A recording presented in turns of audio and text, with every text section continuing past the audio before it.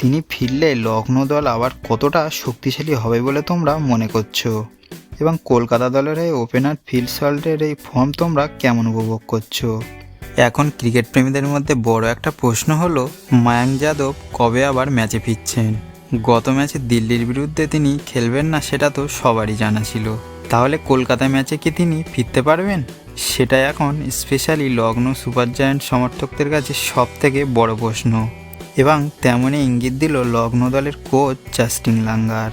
তিনি বলেই দিয়েছেন মায়াঙ্ক যাদবের কলকাতা ম্যাচে খেলার সম্ভাবনা খুবই কম। চেন্নাই ম্যাচে হয়তো ফিরতে পারেন।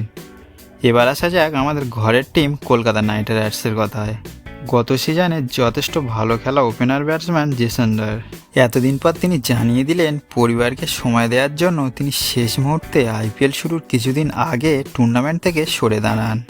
গতবারে ভালো খেলার জন্য কেকেআর তাকে রিটার্ন করেছিল, কিন্তু আইপিএল শুরুর কিছুদিন আগে নাম তুলে নেওয়ায় বাধ্য হয়ে ইংল্যান্ডের আর এক বিধ্বংসী ব্যাটসম্যান ফিল সল্টকে দলে নেয় কেকেআর টিম ম্যানেজমেন্ট, এবং দলে সুযোগ পাওয়া মাত্রই তিনি চমক দিতে থাকেন সমর্থকদের।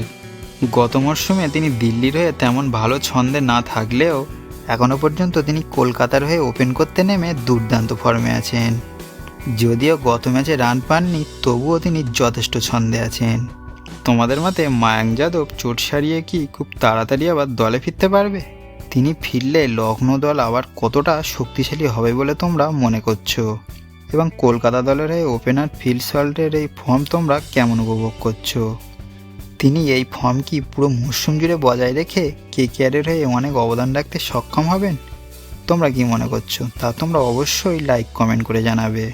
ও ভিডিওটা যদি ভালো লাগে অবশ্যই চ্যানেলটা সাবস্ক্রাইব করতে ভুলবে না।